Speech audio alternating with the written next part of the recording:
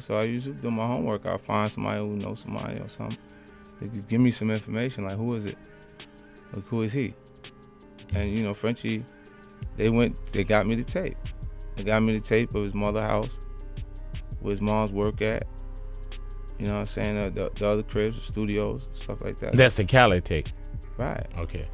Only 50 Cent could keep dragging French Montana like this. Every time French's name pops up, 50's right there, dropping another shot like he got a whole arsenal of jokes waiting in his back pocket. But this time, it ain't just some petty trolling. Nah, this cracked open something way bigger. People are whispering that French Montana isn't just ducking the messy industry drama. He might be stepping into something even darker, the gold-plated cage of Dubai royalty. On the surface, the headlines scream power move. French Montana engaged to a Dubai princess worth $18 billion.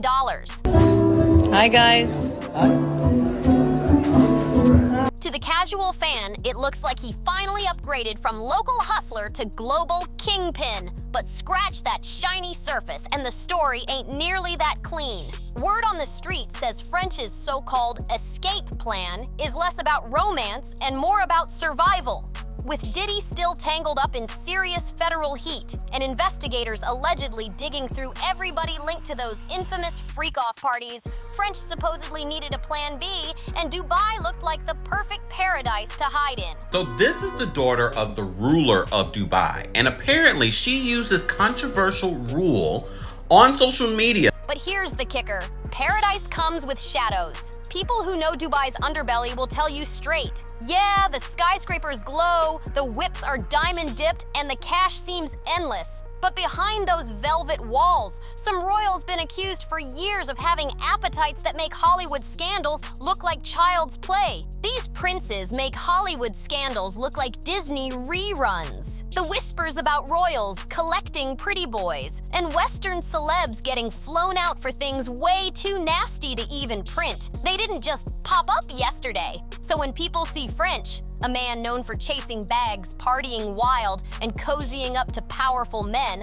suddenly locking arms with a princess and a $7 billion safety net, the math starts looking a little too convenient. It's not that folks don't think he could love her. It's that they believe survival might be the real prize. And this is where 50 Cent's shade slices deep. When he clowns French for getting bought, it ain't just about a ring.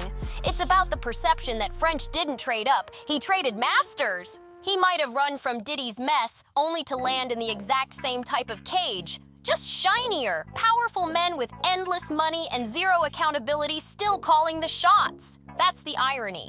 French thought Dubai was the escape hatch, but if even half of those whispers about the princes are true, he may have stepped right out of Bad Boy's fire and straight into Dubai's stove. And here's the real kicker. Unlike the feds who eventually cut deals or move on, Dubai royalty, they play for keeps. That's why this so-called $7 billion escape plan doesn't look like salvation. It looks like a velvet-lined trap. Sure, French might have bought himself time, but the real question is, at what price? Now let's spin it back, because you can't really grasp French's Dubai escape plan without first clocking how he even fell into Bad Boy's orbit. French Montana didn't just pop off with Pop That and get scooped up. Nah, the tea around that signing always smelled funky. And with all the wild claims about Diddy in the last 2 years, fans are side-eyeing those old deals with brand new suspicion. Here's what people forget. When French was shopping around, he wasn't some starving mixtape rapper begging for scraps. He had real options. Rock Nation was circling. Rick Ross and MMG gave him serious looks. Even Kanye's camp flirted with him. And out of all those tables, French chose to sit with Puff. Now pause. Why would a man with multiple power offers pick the one label infamous for shady contracts, dirty deals, and extra requirements that had nothing to do with music? Because Bad Boy wasn't just a label. It was a lifestyle, and for certain artists, that lifestyle was the real currency. Whispers claimed Diddy handed French more than a check. He gave him access to the late-night parties, to the women, to the freak-off scenes, and to that whole play nice and you'll get rewarded system that Bad Boy was whispered about for years. And fans been clocking it ever since. One, because French himself admitted he took less money up front than what Ross or Jay could have offered. Yet he still picked Puff. 2, because every time French stumbled out of one of those infamous villas looking half dead, the internet caught it, screenshotted it, and asked the same question. What did French really sign up for? People started dragging up old clips and pics from 2016 through 2019. French looking, let's just say, worn down, and the timing always lined up with those wild weekends. Puff was celebrating him. The whispers got louder after Diddy's 2024 arrest, when producers and ex-associates began spilling tea about what it really took to secure a deal in that circle. One producer even swore Diddy blackballed him after he refused to join a freak-off. So of course, when folks looked back at French's fast rise, the streets started saying, "Oh, so you stayed and signed." We know what that means. Now, is there a smoking gun receipt with French's name on it? Nope. But the circumstantial tea, it's boiling over. You had Diddy gifting him a Ciroc French vanilla flavor the very next day after they allegedly spent the whole night together. You had that viral birthday clip. Diddy in a robe, French shirtless, both of them looking sus.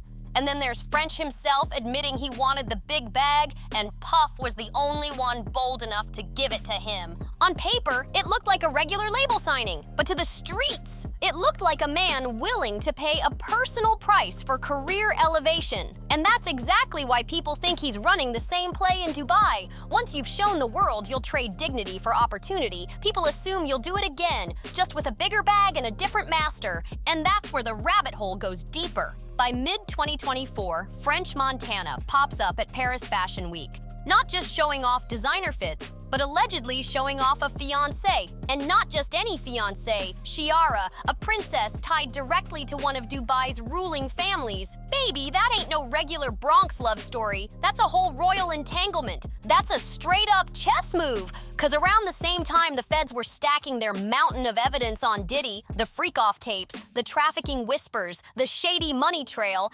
anybody in Puff's orbit instantly turned radioactive. Artists, assistants, producers, even casual friends, all getting subpoenas, all getting grilled. And French? He wasn't just some industry buddy. He was practically Diddy's shadow. The birthday trips, the champagne endorsements, the constant cosigns. If prosecutors wanted to lock that case airtight, French's name was bound to pop up. So what does he do? He doesn't just hop on a flight. He links himself to one of the wealthiest dynasties in the Middle East. Reports say this sheikh's family sits on over $18 billion. That's not rap money. That's oil money, old money, untouchable money. When you marry into that kind of wealth, you don't just get checks, you get protection. You get a new passport, new residency, and you post up in a place that does not play about outsiders snooping through their business. And the streets swear French ain't in love. He's in full-blown survival mode. They point to how fast that engagement popped off, how perfectly it lined up with the federal heat back in the States, and how suddenly French spends more time in Dubai than in New York or LA. Fans might see a whirlwind romance, but critics, they see an escape plan wrapped in Cartier rings and royal wedding vows. And the optics are wild. Every time French posts with his princess, he looks polished, sharper, almost reborn. But the comments stay savage. Boy, you traded in Diddy for Dubai. Or even harsher, better hope them sheiks don't treat you the same way Puff did. Because here's the gag. French thinks he leveled up by running to Dubai, but folks who know the history of how Middle Eastern royals flex their power will tell you straight. Sometimes you don't escape a fire. You just walk straight into a bigger one. You don't escape the flames. You just walk into a bigger, hotter one. And here's the part French probably don't want to hear. Running from Uncle Sam to the UAE doesn't guarantee freedom. It might just mean you signed yourself into a whole new kind of contract. See, Dubai's image is all Lambos, sky-high towers, and pet tigers on mega yachts. But the whisper's been ugly for years. Influencers fly out wide-eyed, chasing that tax-free glam life, only to sneak back home spilling tea about palace parties where guests were treated like props, men and women alike, allegedly, because some royals don't view outsiders as people. They see them as playthings. Now picture this. French Montana standing next to Sheikh Amara's family fortune, $18 billion deep. In that world, French ain't wealthy. He's ornamental.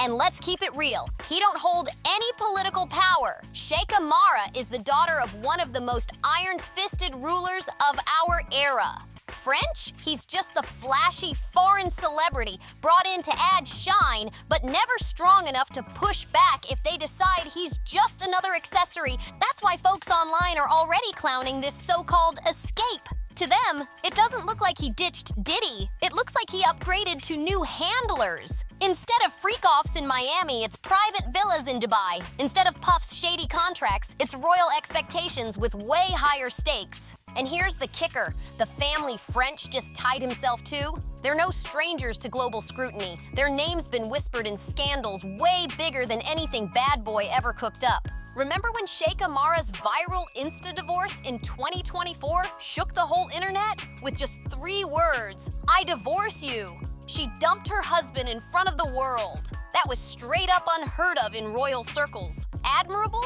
Yes, but it also proved just how messy royal life can get when the power behind the palace doors starts to slip. And don't forget her relatives, Princess Latifah's failed escape attempt, Princess Haya's alleged abduction, all said to be tied right back to their own father, Dubai's absolute ruler. The same man who just became French's father-in-law. Suddenly that shiny fairy tale veneer starts cracking wide open. Because when power that heavy moves against you, freedom is never promised. That's why the internet calling this French's $7 billion escape plan makes perfect sense. On paper, it's genius. Marry obscene wealth, lock down residency, and hide behind a royal shield if the feds start knocking. But socially?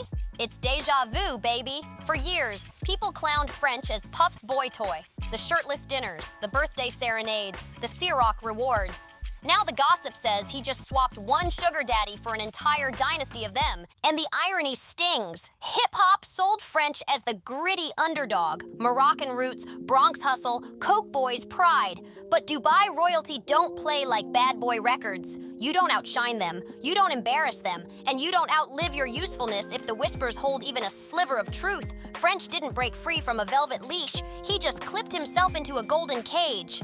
So yeah, maybe he escaped the hot water in the States, but in Dubai, whoo baby, he might be sitting right on the stove. And here's the gag. In all this chaos, the loudest voice dragging him is 50 Cent. Sit with that for a second. What if 50 ain't just clowning? What if he's actually warning him? Cause you know 50 got that big brother energy. He'll roast you, but deep down he still wanna see you eat. 50's been clowning French for years, calling him washed, calling him Diddy's leftover. But maybe, just maybe, he sees the trap French is walking into. Not a trap with chains, but one that smells like those velvet cages people whisper about in Dubai.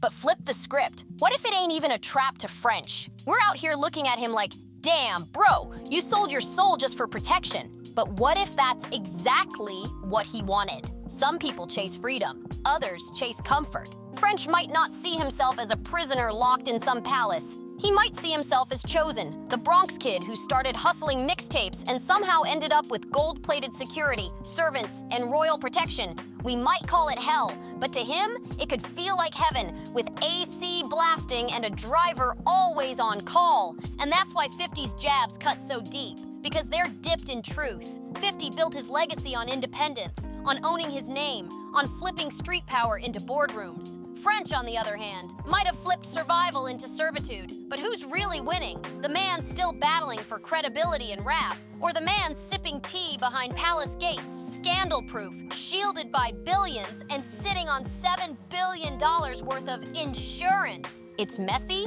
it's ironic, and it's the paradox French now lives in. To us, he might look like property, but to him, he might feel like royalty.